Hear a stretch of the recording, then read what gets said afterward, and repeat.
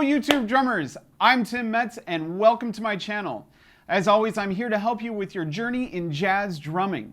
If you like today's lesson, there's a PDF linked in the description below. The PDF is actually going to cover a lot more than I'm covering here today, so it's totally worth it. Also guys, make sure you stick around for the bonus lesson. Today's lesson is going to be all about the hi-hat. In my last lesson, I asked you guys to comment on lessons you'd like me to do, and boy, man, did you guys respond. It was awesome, so cool, so keep it up. There were two questions in particular about the hi-hat, and that's what we're going to talk about today. The first question comes from Marcus Dahlquist. He asks, I've been wondering about playing swing on the hi-hat. How do you go about setting it up, and what technique are you using? All right, Marcus, here we go. Let's see if I can show you guys how I set up the hi-hat in 30 seconds or less. Go! First, you want to make sure the base of the hi-hat stand is on the ground and not suspended by the legs. This will help prevent the hi-hat from slipping and prevent wear and tear. Next, place the stand in a comfortable position for your foot. After that, adjust to a comfortable height. Next, set up the clutch. It has 5 parts you need to worry about: the lock nut, the felts, and the locking spacers. The spacers adjust how much the top cymbal wobbles. Once the clutch is set up, you can adjust the amount of travel the top cymbal has by pressing down with the foot pedal and then securing the wing nut to the rod. Finally, the most mysterious part of the hi-hat stand, the knob. The knob adjusts the tilt angle of the bottom hi-hat. This prevents airlock. Now that we've got the hi-hat set up, we can finally get into playing technique. So first, whatever goes for the ride cymbal goes for the hi-hat. So if you're playing your ride cymbal like this, then you're going to want to play the hi-hat the same way. You're going to open the hi-hat on 1 and 3 and close on 2 and 4.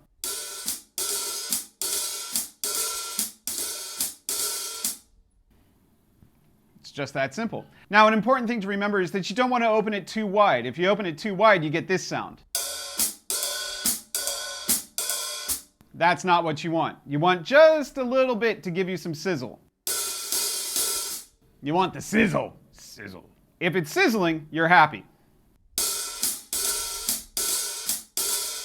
Excellent. So the second technique that I want to talk about is grabbing with your hand. This is something that I do quite frequently. I think it gives a little richer, warmer sound. So what you do is you hold your foot in place on a nice sizzle spot, and then you choke the hi-hat with your hand on 2 and 4.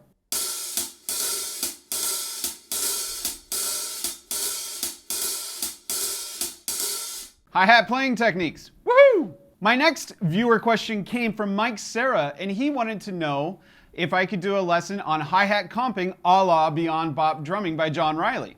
If you don't know that book, you should definitely get it. It's an amazing book.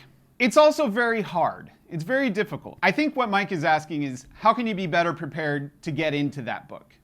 So here are some basic independence exercises that will help you with that. These aren't meant to replace the Beyond Bop book. You should absolutely get it. You should absolutely work through it and read all the words because that's very important.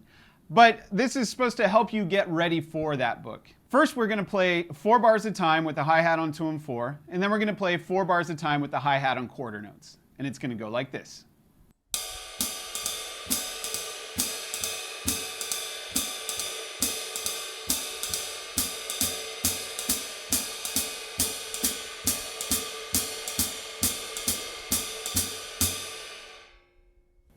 Simple. It's pretty easy. Next, we're going to play the upbeats. So all the uhs. 1, 2, 3, 4, Let's see what happens.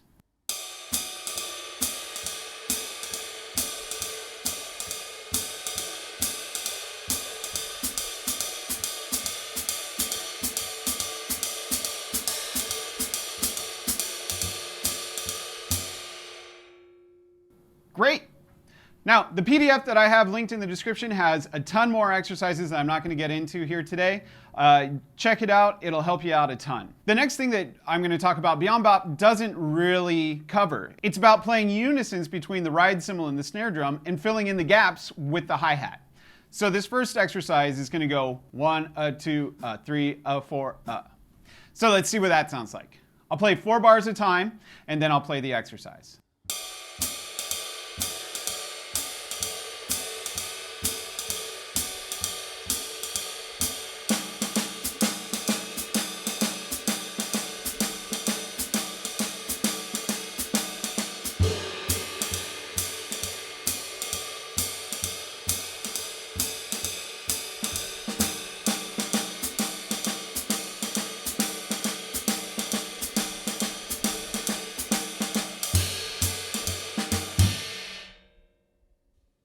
Yeah. All right, so now we're getting somewhere. Let's do another unison. This one's going to be all the upbeats with the hi-hat and all the downbeats with the ride cymbal and snare drum.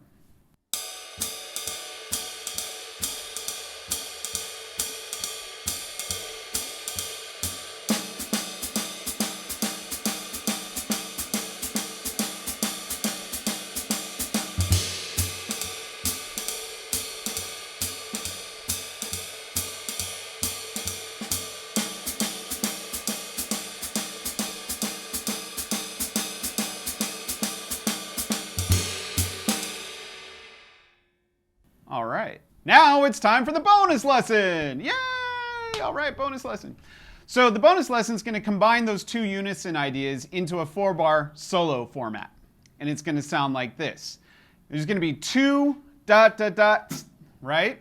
And then a turnaround dot and then it's going to go 2 3 So it's going to, watch this, you'll get it.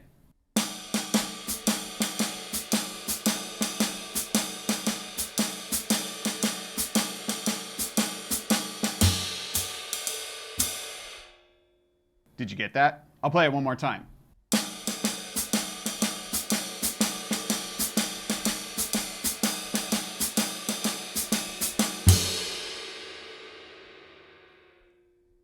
All right, let's put it into context.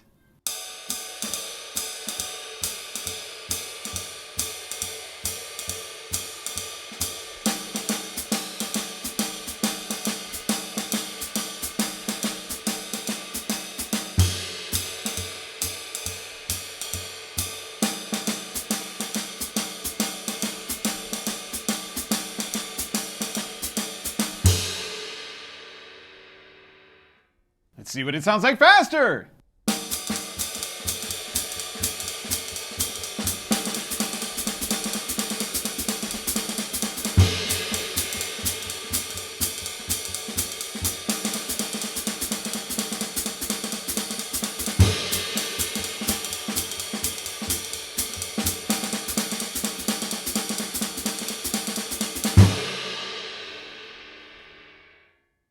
Excellent. Well, that's the lesson. Thank you guys so much. Be sure, if you liked this video, to hit the like button and subscribe. Also, check out the PDF. I'll see you guys next time. See ya!